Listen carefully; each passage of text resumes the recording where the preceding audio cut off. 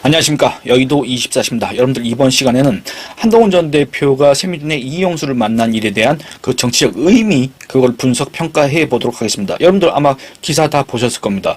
지난 10일 날 한동훈 전 대표가 먼저 연락을 해서 이 세미준이라는 단체의 회장을 하고 있는 이영수를 만났습니다. 여러분들 세미준이라는 단체 잘 알고 계실 겁니다. 어떤 식으로 그동안의 정치권에 알려져 있었습니까? 그거 아주 막강한 조직이다. 그거 아주 회원 규모가 어마어마한 조직이다. 아니, 새미준이, 국내힘 안에서 어떤 사람을 지목하면 그 사람이 당 대표가 되고 그 사람이 대선 후보가 된다. 사실상의 배후의 결정권을 갖고 있는 단체가 새미준이고 그 새미준을 이끌고 있는 사람이 이영수다. 그러니까 한마디로 이 배후의 실세가 이영수다. 이영수한테 찍히면, 새미준한테 찍히면 국내힘에서 정치적으로 성장하기 어렵다. 라고 그동안에 알려져 있었습니다. 무슨 회원 규모가 30만인데 그 30만이 다 국내힘의 최근 당원이고 그렇기 때문에 세미준이 반대하면 그 사람은 절대 될 수가 없다. 이랬지 않습니까? 근데 제가 작년 전당대회 때 뭘 하겠습니까? 이 단체의 실체와 이 단체의 실력과 이 단체의 규모에 대해서 제가 평가 분석을 한 바 있지 않습니까? 그래서 결국엔 어떻게 됐습니까? 그때 당시에 나경원, 원희룡, 윤상현은 다 세미준 그 강연에다 불러놓고 한동훈은 배제했지 않습니까? 그러니까 한동훈은 안 된다. 이렇게 했는데 그때 당시에 지난해 7월 전당대회 때 전당대회 결과가 어땠냐 그 말입니다. 한동훈이 압도적인 득표율로 나경원, 원희룡, 윤상현을 따돌리고 당 대표가 됐지 않습니까? 여기에서 우리는 세미준의 실력을 확인할 수가 있습니다. 단적인 장면이 그거였습니다. 두 번째는 또 뭐였습니까? 새미준의 이영수가 애초에 이번 국내민 대선 경선에서 그 어떤 후보의 캠프에 참여했습니까? 바로 홍준표 캠프에 있었습니다. 근데 그 홍준표가 어떻게 됐습니까? 여러분들 홍준표 최종 결선에도 못 올라갔습니다. 4인 경선에서 탈락했습니다. 물론 순위, 득표율 이런 걸 공개하지 않았기 때문에 홍준표가 최종적으로 몇 등을 했는지 그 득표율은 얼마였는지 알 수는 없지만 결과는 똑같습니다. 왜냐하면 탈락했지 않습니까? 결선도 못 올라가지 않습니까? 아니 이영수가 세미준의 회장인 이영수가 그렇게 밀었는데 홍준표는 왜 떨어졌냐 그 말입니다. 홍준표가 대선 후보가 됐어야지. 그러니까 결국은 이것도 세미준의 실력을 확인할 수 있는 단적인 장면이라고 할 수 있다. 그렇습니다. 그렇지 않습니까? 결국에는 그동안의 정치권에 알려진 세미준의 실체와 실력, 규모 이런 것들은 어마어마하게 과장돼 있다. 이렇게 얘기했던 제가 작년에 얘기했던 그런 게 이번에도 다시 확인됐다. 이렇게 얘기를 할 수가 있겠는데 그러면 겨우 그런 단체의 회장을 만난 게 무슨 의미가 있느냐, 무슨 정치적인 의미가 있다고 해서 분석을 하려고 하느냐라고 이렇게 반문하실 수도 있을 겁니다. 근데 여러분들 이거 의미가 있습니다. 왜냐하면 한동훈 전 대표를 중심에 놓고 보면은 의미가 있다 그 얘기입니다. 한동훈 전 대표 조직 기반이 취약한 사람입니다. 그 무슨 소리냐? 라고 또 생각하실 수도 있는데 제가 그저께 올린 영상의 취지가 바로 그거였습니다. 한동훈 전 대표는 조직 기반이 취약합니다. 당내 기반이 취약합니다. 그리고 그렇기 때문에 당내 구도에서 불리한 입장에 처해 있습니다. 지난 대선 경선 때 김문수한테 패한 게 바로 그것 때문에 그렇습니다. 아니 김문수가 한독수와의 단일화파를 해가지고 한동훈이 억울하게 진 거 아니냐. 김문수가 말이야 윤심에 기대가지고 아무런 정치적 자산이 없는 사람이 윤심에 기대서 윤심파리를 해가지고 계엄을 계엄을 갖다가 이렇게 물론 사과는 했지만 약간 애매모호한 입장을 취하고 탄핵에 대해서도 그렇게 얘기를 하고 끝까지 정말 진심 어린 사과를 하지 않고 그랬기 때문에 이런 윤심에 기댔기 때문에 윤 어게인 세력에 기댔기 때문에 경선에서 이겼던 거 아니냐 이렇게 생각하시겠지만 이거든 저거든 다 똑같습니다. 결국에는 이 당심에서 절대적으로 불리했습니다. 근데 그 구도가 지금도 유지되고 있지 않습니까? 그래서 전당대회가 언제 열릴지라도 이 구도가 유지된다고 한다면 한동훈 전 대표는 불리할 수밖에 없다 그 말입니다. 한동훈 전 대표가 정치를 재개하기 위해서는 이 구도가 먼저 깨져야 되는데 이 구도를 깨기 위해서는 이 조직력이 있어야 된다. 당내 기반을 만들어야 되는데 그 기반을 만드는 과정 중에 하나가 바로 이 조직이다. 이 조직을 만들어야 되는데 제가 그 영상에서 지적했던 게 이 친한계와 한동훈 전 대표 지지층 이 아쉬운 점에 대해서 지적한 게 뭐냐면 일단 친한계는 그렇습니다. 한동훈 전 대표한테 어떤 정무적인 조언을 할 수도 있을 것이고 그 사람들이 각 분야에서 활동하면서 한동훈 전 대표가 얘기하는 정치란 무엇인가, 한동훈 전 대표가 추구하는 가치란 무엇인가, 그래서 결국에는 한동훈표 정치가 무엇인가 이런 것들을 갖다가 설파하고 다닐 필요도 있다고 저는 분명히 생각을 합니다. 그래서 한동훈 전 대표의 외연 확장을 이 사람들이 주도를 해야 된다고 생각을 합니다만 실제 이들의 활동을 보면 그런 성과는 없습니다. 그런 그들의 활동도 거기에 초점이 맞춰져 있지는 않다고 생각을 합니다. 왜냐? 여러분들 예를 들어서 지금 친한계 원내 인사든 원외 인사든 이 사람들 예를 들어서 지금 길거리에 나가가지고 누구 아느냐라고 물어봤을 때 한 100명한테 물어보면 이 사람들에 대해서 아는 사람이 과연 몇 명이나 있겠습니까? 그게 아주 큰 의미를 갖습니다. 그러니까 한동훈 전 대표 주변에서는 한동훈 전 대표의 어떤 지지층을 갖다가 결집시키고 지지를 갖다가 지지세를 갖다가 확장하고 외연을 확장하고 한동훈 전 대표의 정치적 성장을 도울 만한 능력을 가진 그런 경험을 가진 인물들이 사실상 없다. 그냥 이 한동훈이라는 정치인을 정점으로 한 이 한동훈 지지층이 있지 않습니까? 이 지지층 안에서 자기들의 정치적 파이를 늘리고 한동훈이라는 간판을 내걸어서 자기들의 인지도를 알리는 데 불과하다. 결국에는 자기 정치를 지금 하고 있다. 이렇게 생각이 된다 그 말입니다. 한동훈 전 대표가 정치적으로 성장하기 위해서 자기가 어떤 도움이 된다고 한다면 여러분들 그냥 단순히 SNS하고 유튜브하고 여기서 끝일 게 아니냐 그 말입니다. 실질적인 도움이 되는 방법을 찾아야 된다 그 말입니다. 자기가 그런 능력이 부족하면은 그런 능력을 갖고 있는 사람들, 그런 경험을 갖고 있는 사람들을 한동훈 전 대표 옆으로 데리고 와야 된다 그 말입니다. 그런데 지금 현재 그 진용을 보면은 그런 점들이 부족합니다. 한동훈 전 대표 주변에는 이런 유튜브하고 SNS하고 이런 사람들은 좀 있을지 모르겠으나 그들의 정치적인 이력은 짧고 정치적인 경험은 부족하고 유튜브도 보면은 제가 막 다 이렇게 자세하게 본 건 아닙니다만 정말 틀린 얘기를 할 때가 많이 있습니다. 그러니까 이들이 과연 한동훈 전 대표한테 정무적 조언을 한다면 과연 그 정무적 조언이 제대로 된 조언으로 작용할 수 있을 것인가? 여기에 대해서 저는 의문이 있다 그 말입니다. 그런데 이들이 무능하다, 이들은 아무 쓸모없다 이런 얘기가 아닙니다. 그들은 그들의 역할을 하고 그들이 할 수 없는 역할이 분명히 있는데 근데 이건 필수적인 역할인데 특히 조직, 외곽 조직을 만들고 운영하고 이걸 갖다가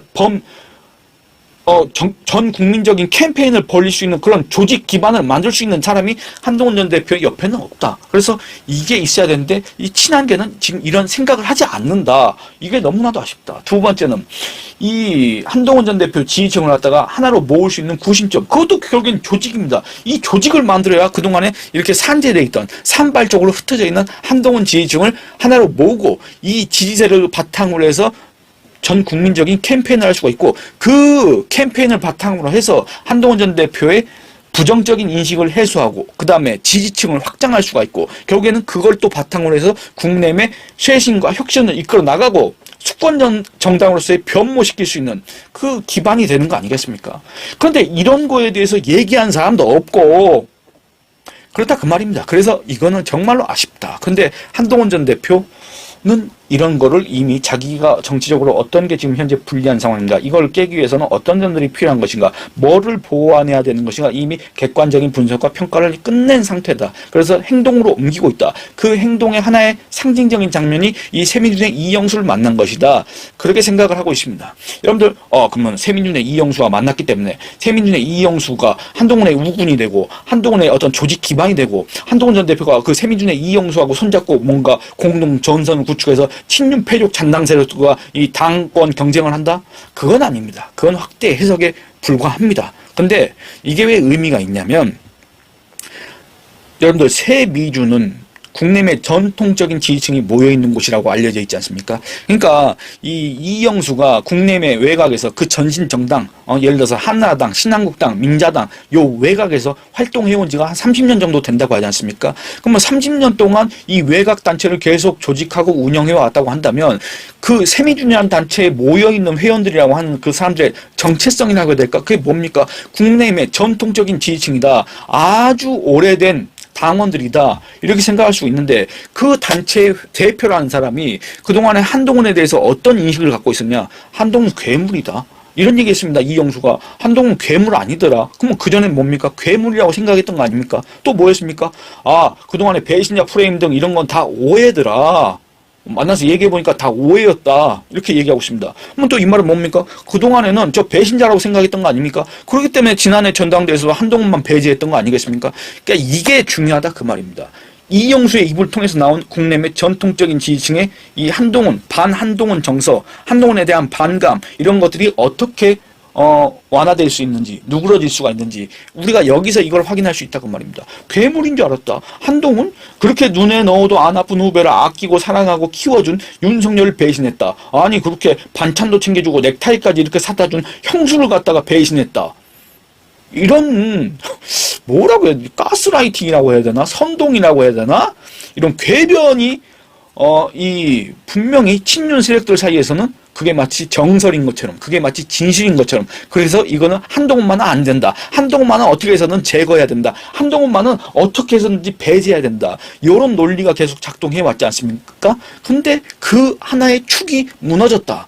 이게 상징적이다 그 말입니다. 그러니까 뭐 한동훈이 조직 기반 이런 것들 갖다 보완하기 위해서 정말 90년대부터 국내외 외곽에서 그 단체를 만들고 운영해왔던 정말 여의도 문법에 익숙한, 여의도 문법에 찌든, 어떻게 보면 구태 중에 구태인 조직 동원을 계속 해왔던 그 이영수와 손을 잡고 자기의 어떤 정치적인 불리함을 깨기 위해서 지금 뭔가 야합을 하고 있다, 이런 의미가 아니라 그동안에 한동훈에 대한 반감을 갖고 있던 사람들을 어떻게 하면 그걸 해소시킬 수 있고 어떻게 하면 최소한 우군으로 확보하면 더 좋겠지만 그게 아니라고 하더라도 최소한 그동안에 한동훈을 갖다가 어떻게 하면 배쳐가려고 노력했던 사람들의 그런 활동 자체를 차단 내지는 봉쇄 내지는 완화, 무마할 수 있는 단초가 되는 그런 하나의 이벤트를 만들었다. 그런 상징적인 장면을 만들었다는 점에서 또 의미가 있다고 할 수가 있겠습니다. 그렇기 때문에 이걸 놓고 이제 한동훈 그동안에 대선 지원 유세에서 뭐라겠습니까? 여러분들 친윤 패족 잔당 세력 보고 친윤 떨거지라고 했습니다. 그리고 또 윤석열 대통령과의 절연을 계속 강조했습니다. 그런데 이제 와서는 친윤 외곽 조직이었던 세미준의 이영수를 만나 한동훈 내로남불 자기가 유리할 때는 자기가 이득이 될 때는 친윤 외곽 조직 회장도 만나고 자기가 뭔가 불리할 때는 윤석열과의 절연을 얘기하고 윤석열과의 절연을 얘기하면서 왜 친윤 조직을 만나냐 이거 내로남불 아니냐 아전 인수 아니냐 이렇게 하는 사람들이 분명히 있을 겁니다. 그 사람들은 대체적으로 누구냐 민주당 세력 그리고 개신당 세력 그리고 또 이 친윤 세력들 이런 사람들이 한동훈의 이미지를 훼손하기 위해서 그런 작업을 할 가능성도 배제할 수가 없습니다. 특히나 한동훈이 상징하는 그런 어떤 정치적 가치가 무엇입니까?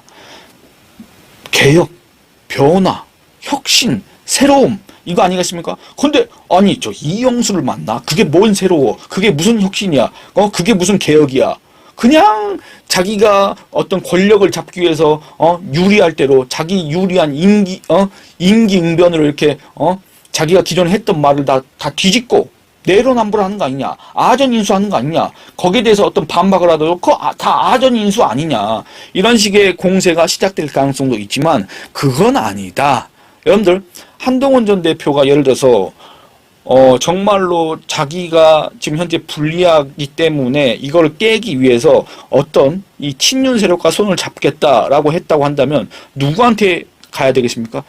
윤석열 대통령한테 화해의 메시지를 보내고 윤석열 대통령의 계엄에 대해서 긍정적으로 평가하고 그러면 되는 겁니다. 굳이 친윤 외곽 조직을 만날 필요가 없습니다. 이영수를 만날 필요가 없습니다. 이영수로부터 한동훈 괴물 아니다, 한동훈 배신자 아니다라는 그런 메시지를 이끌어낼 필요도 없다 그 말입니다. 그냥 윤석열한테 잘못했다, 윤석열한테 내가 잘못 생각했다, 나의 오판이었다, 윤석열이 다 옳았다 라고 생각하면 되는 거 아니겠습니까? 얘기하면 되는 거 아니겠습니까? 그러니까 결국엔 뭐냐, 한동훈 전 대표가 세미준의 조직 논리에 동의한 바 있습니까?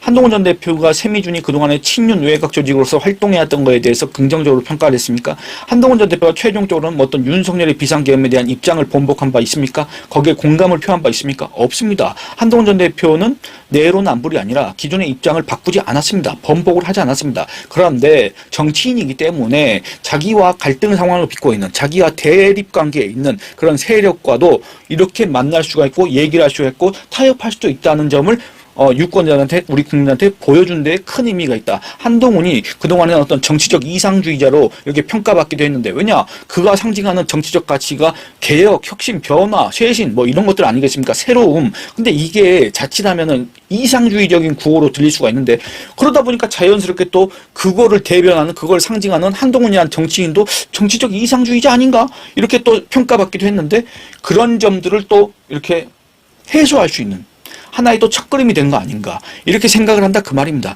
그래서 이게 정치적으로 의미가 있다. 이런 행보들이 축적될수록 지금까지 한동훈이 불리한 구도에 있었던 이 상황, 지금까지 한동훈의 약점들이 다 보완되면서 또 한동훈의 강점들이 강화되면서 지금까지와는 새로운 국면을 맞게 될 가능성이 크다. 그런 점들에 대해서 말씀을 드리고 싶었습니다. 예, 여러분들 이 영상은 여기서 마치도록 하겠습니다. 지난 영상에 댓글 후원을 해주신 삐삐롱 스타킹님, 예, 감사합니다. 여러분들 댓글 많이 남겨주시고 그 다음에 좋아요 많이 눌러주시고 영상 시청과 채널 구독을 권유해 주시길 부탁드리겠습니다. 감사합니다.